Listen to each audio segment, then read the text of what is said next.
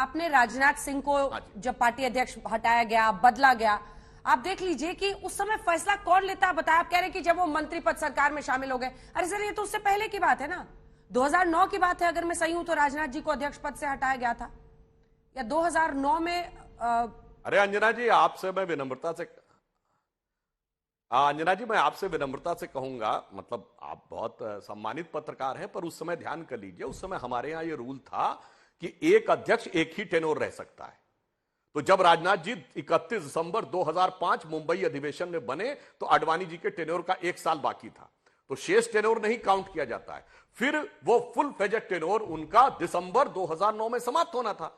18 दिसंबर 2009 को उनका कार्यकाल समाप्त हुआ, नितिन गडकरी जी अध्यक्ष बने। तो हमारे संविधान के अनुसार 3 वर्ष का एक टेन्योर होता था, और 3 वर्ष का एक टेन्योर चयन कैसे होता है सुधांशु जी? अगर किसी को पार्शियल मिला है तो नहीं। सुधांशु जी, नए व्यक्ति का चयन कैसे होता है? नए व्यक्ति का मैंने आपको बताया चयन कैसे।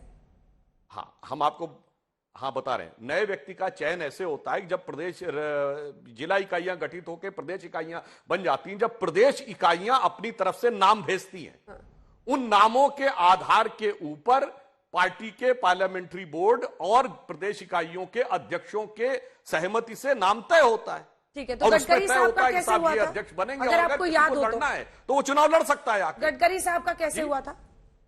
क्या चीज? कौन सी इकाई ने आगे किया था गडकरी साहब का? अगर आपको याद, गडकरी जी का बताते, मैंने तो आपको बता।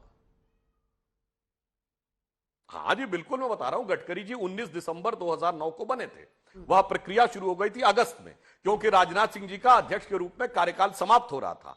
तो बाकायदा इस प्रक्रिया के तहत जो प्रदेश इकाइयां थी, उन्होंने नाम प्रस्तावित किया था। और उस समय याद करिए, यह विचार आया था कि जो स्थापित दिल्ली के नेता हैं, उसके अतिरिक्त किसी प्रदेश के नेता को विचार करना चाहिए, किसी प्रदेश अध्यक्ष को। गडकरी जी महाराष्ट्र के अध्यक्ष थे, उनका नाम आया और इस आधार पर चयनित हुआ।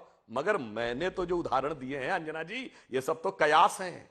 जो आप कह रही हैं सुप्रिया जी, अरे मैंने तो मनमोहन सिंह और नरसिम्हा राव के कोट बताए हैं अंजना जी, इसमें तो कयास की गुंजाइश ही नहीं है। ठीक है, ये तो उन्हीं के नेता की कहानी, उन्हीं की जुबानी है। ठीक है, 2 पॉइंट है सुप्रिया जी जिस पर मैं सवाल करना चाहता हूं। उनके नेताओं की, जो आपके नेताओं की उन्होंने बात सुनाई है, उस पर भी आप जवाब दीजिएगा। लेकिन बार बार कांग्रेस पार्टी, आपने भी कहा ये हमारा निजी मामला है, ये हमारा आंतरिक मामला है। ये निजी मामला क्यों नहीं है, ये मैं आपको बताती हूं। क्योंकि आप लोग हमेशा कहते हैं इस देश में अब एक पार्टी का वर्चस्व हो रहा है, एक पार्टी का वर्चस्व हो रहा है, वो सांप्रदायिक राजनीति कर रही है। इस बजाय विपक्ष को मजबूत होना जरूरी है। लेकिन विपक्ष को तभी तो मजबूत होगा जब एक मजबूत नेतृत्व उसे मिलेगा। अब नेतृत्व को लेकर जब भी बात आती है तो आप लोग कहते हैं ये निजी मामला कांग्रेस पार्टी का। ये निजी मामला नहीं है, point number 1। Point number 2, Ashok Gehlot ही मिले, इस पर सवाल खड़े हो रहे हैं। सबसे करीबी और विश्वसनीय अभी सोनिया गांधी के अगर कोई माना जाता है तो वो अशोक गहलोत माने जाते हैं। तो क्यों ना माना जाए कि रबर स्टैंप होंगे, फैसला 10 जनपद से ही होगा या फिर राहुल गांधी ही लेंगे। तीसरी बड़ी बात, अगर राहुल गांधी फुल ऑन, क्योंकि वो भारत जोड़ो यात्रा उन्हीं के नाम पर आप लोग कर रहे हैं, तो फिर खुलकर वो जिम्मेदारी लेने से क्यों बच रहे हैं? क्या है उनके मन में? आप लोग तो करीबी हैं, इंटरैक्ट करते होंगे आप लोग। क्या है उनके मन में? मतलब पार्टी का अध्यक्ष भी नहीं रहना है, लेकिन पार्टी का मुख्य नेता रहना है। स्ट्रैटेजी क्या है राहुल गांधी को लेकर कांग्रेस पार्टी की? 3 सवाल। बिल्कुल, आपके मैं सारे सवालों का जवाब दूंगी, लेकिन मैं फिर पूछूंगी सुधांशु जी से कि अमित शाह जी का नाम किस इकाई ने भेजा था, गडकरी जी का नाम किस इकाई ने भेजा था, जेपी नड्डा जी का नाम किस इकाई ने भेजा था? और अगर इकाई ने नाम भेजा था तो 1 साल तक ओवरलैप क्यों रहा नड्डा जी और अमित शाह जी का? ये भी एक्सप्लेन करिए। या आप एक्सप्लेन नहीं कर पाइएगा क्योंकि आपके यहां फैसला एक कमरे में बैठकर 2 लोग, 1.5 लोग लेते हैं। इस सरकार का भी फैसला और पार्टी का भी फैसला, और इसी कारण से आज हमारे देश की वो स्थिति है जो है। क्योंकि एक ही व्यक्ति जब सारे देश का, सारी सरकार का फैसला लेता है तो उसी तरह से बंटाधार होता है जो अभी हो रहा है, जो मैंने गिनाया था, चाहे वो बेरोजगारी हो, महंगाई हो, किसानों की आत्महत्या हो और तमाम और मुद्दे हो। ये मैं पहले कहना चाहती हूं। इन्होंने मेरे लीडर्स की बात करी, आपने 3 सवाल मुझसे पूछे, मैं तीनों का जवाब दूंगी। प्रणब मुखर्जी और मनमोहन सिंह जी ने मिलकर एक ऐसी सरकार चलाई जिसने कि 27 करोड़ लोगों को गरीबी से निकाला, जिसने कि भारत को सबसे ज्यादा हाईएस्ट ग्रोथ रेट दिया, जिसने कि कल कारखाने लगवाए।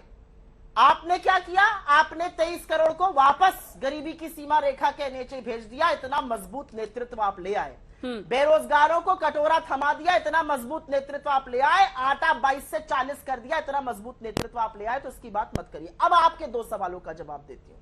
आपने पूछा अशोक गहलोत क्यों, ये भी कयास लगाए जा रहे हैं, हम भी सुन रहे हैं मीडिया में आप लोग चर्चा करते हैं तो पार्टी में बाकी लोग करने लगते हैं। लेकिन अशोक गहलोत जी के बारे में मुझे लगता है थोड़ी बातें जाननी जरूरी है। अशोक गहलोत जी एक कद्दावर नेता है, राजस्थान के मुख्यमंत्री हैं, लोकप्रिय हैं, एक ऐसी कम्युनिटी से आते हैं, कहां से उनकी राइज हुई और कहां तक गए ये अपने आप में बड़ी बात है। तो मुझे लगता है कि उनके ऊपर सवाल उठाना प्रक्रिया शुरू होने से पहले गलत है। उसी तरह से शशि थरूर जी भी पढ़े लिखे, इस बीच एक खबर आ रही है कि अशोक गहलोत कल दिल्ली आएंगे। राजस्थान के मुख्यमंत्री अशोक गहलोत, इससे पहले खबर आई ही थी कि शशि थरूर ने सोनिया गांधी से मुलाकात की है। कांग्रेस अध्यक्ष की सरगर्मी के बीच एक खबर आ रही है कि अशोक गहलोत दिल्ली पहुंचने वाले हैं। देखिए, आप ऐसा कह रही हैं सुप्रिया जी जैसे आपको भी जानकारी नहीं है, लेकिन कल दोपहर जयपुर से दिल्ली आ रहे हैं अशोक गहलोत। सरगर्मी अध्यक्ष पद को लेकर साफ दिख रही है। अंजना जी,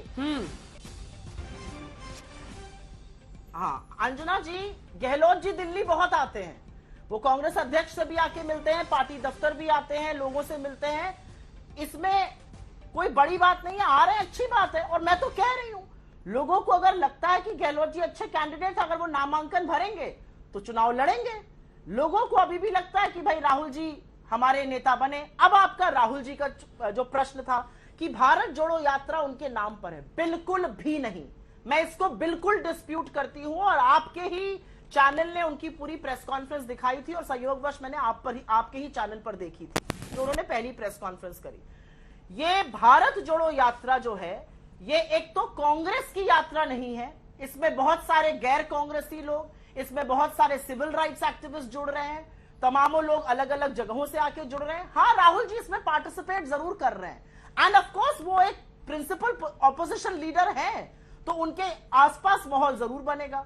मेरा सिर्फ ये कहना है कि ये जो कयास है ना कि राहुल जी ये कर रहे हैं, राहुल जी जिस तरह से मोदी जी को घेरते हैं, जिस तरह से वो सरकार के झूठ का पर्दाफाश करते हैं, निडर, निर्भीक और अडिग होकर, नो इफ नो बट, अगर उनको सवाल पूछना है तो उनको पूछने से ना मोदी जी की ईडी, ना उनकी सीबीआई, ना इनकम टैक्स रोक सकती है। वो मोदी जी को कभी लुका छिपी में प्यार और कभी लुका छिपी में सवाल नहीं करते हैं। ठीक है, जल्दी से सुधांशु जी जवाब नेता करते हैं, सुधांशु जी जल्दी से जवाब दिलाती है ना सीबीआई दिलाती है। इसीलिए हमें फक्र है कि राहुल जी हमारे नेता हैं।